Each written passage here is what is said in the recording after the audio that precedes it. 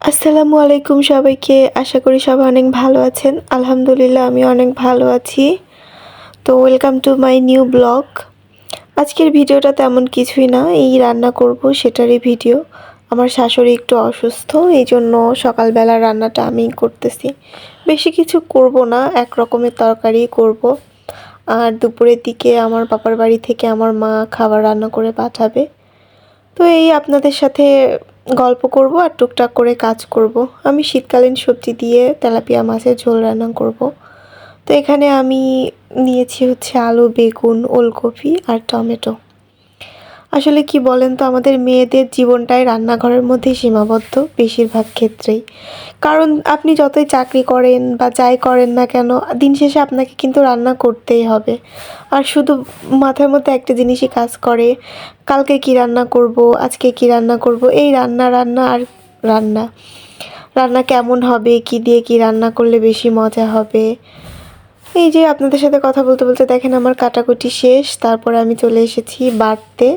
আমি এখানে ঝাল পেঁয়াজ রসুন বেটে নিব। পাটায় বেটে রান্না করলে রান্নাটা অনেক বেশি মজার হয়।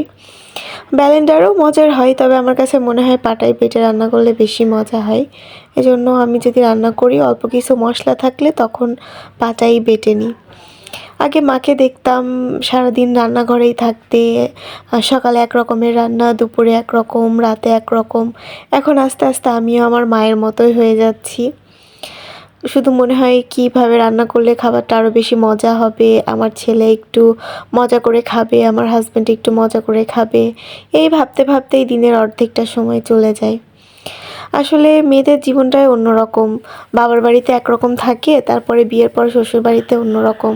বাবার বাড়িতে কত মজা, কত আনন্দ, কোনো কাজ করা লাগে না। একটাই টেনশন, পড়াশোনা। তাছাড়া আর সেরকম কোনো টেনশন থাকে না। আর শ্বশুরবাড়িতে পড়াশোনা করলেও সে পড়াশোনার টেনশন সহ আরও অনেক ধরনের টেনশন নেওয়া লাগে। কারণ তখন সেটা নিজের সংসার। বাবার বাড়িতে যেমন সংসারটা মায়ের, মা সব কিছু করে, আর এই সংসারটাও তেমন আমার, যার কারণে সব কিছু আমারই করতে হয়। আমার সংসারে আর আমার কাজগুলো কে করে দিবে বলেন? তারপরে আমি কড়াইটা খুব ভালো মতো গরম করে তাতিয়ে নিয়ে তেল দিয়ে মাছ দিয়ে দিয়েছি। মাছটা উল্টাপাল্টা করে ভেজে নিব। ভাজা হয়ে গেলে আমি এই একই তেলের মধ্যে যে বাটাটা বেটে রেখেছিলাম ওইটার সাথে পেঁয়াজ কুচি দিয়ে রান্না করে নিব। আগে যখন শীতকাল আসতো সকালবেলা উঠতাম না, ঠান্ডা পানি দিয়ে তো কখনো হাত মুখ ধুইনি, সবসময় গরম পানি দিয়ে হাত মুখ ধুইছি। কিন্তু এখন দেখেন ঠান্ডা পানি দিয়ে থালা বাসন ধোয়া, বাচ্চার কাঁথা কাপড় ধোয়া, তারপর রান্না করা, সব কিছুই করতে হয়। আর এই যে পাশের হাঁড়িটা দেখতেছেন, এইটাতে গরম পানি বসিয়েছি আমার ছেলের গোসলের জন্য। আমি ওকে চুলায় গরম করে পানি দিয়েই গোসল করাই। তো ওইটাই ভাবছি গরম পানিটা দেখে। আসলে আগে যখন আমি বাবার বাড়িতে থাকতাম আমার মা সকালে মুখ ধোয়ার জন্য গরম পানি করে দিত। বেশি শীত হলে পড়তেও যেতাম না, কলেজ স্কুল সব বন্ধ করে শুয়ে থাকতাম লেপের মধ্যে। সকালবেলা একেবারে গরম গরম চা চলে আসতো, তারপর চা বিস্কিট খেয়ে অমনি শুয়ে শুয়ে ফোন টিপতাম। তারপর রান্না শেষ হলে কিছুক্ষণ পরে খাবারটাও বিছানার উপরেই চলে আসতো। সেখানেই খাওয়া দাওয়া করে হাত ধুয়ে আবার শুয়ে থাকতাম। আর গোসল তো করতে ইচ্ছা করতো না, আর যদিও বা করতাম আমার মা নিজেই গরম পানি করে দিত, তারপর সেই পানি দিয়ে আমি গোসল করতাম। কিন্তু এখন এই ভোরে উঠি, সব কিছু করি ঠান্ডা পানি দিয়ে, তারপরেও কিছু মনে হয় না। আসলে আমিও দিন দিন আমার মায়ের মতোই হয়ে যাচ্ছি। কী আর করা বলেন, এটাই জীবন। কখন কার কী হয় কি না হয় সেটা তো বলা যায় না। আর আমাদের মেয়েদের সব কিছুতেই এক্সপার্ট হতে হয়, কারণ কোন সময় কোন পরিবেশ আসে, কোন পরিবেশে নিজেদেরকে মানিয়ে নিতে হয়। যদি এক্সপার্ট না হই সব দিক থেকে তাহলে তো কষ্ট হয়ে যাবে। এই যে দেখেন আমি কখনো বাবার বাড়িতে চুলায় সেরকম রান্না করিনি, কিন্তু কি সুন্দর চুলায় রান্না করছি, তাও আবার পাতা দিয়ে।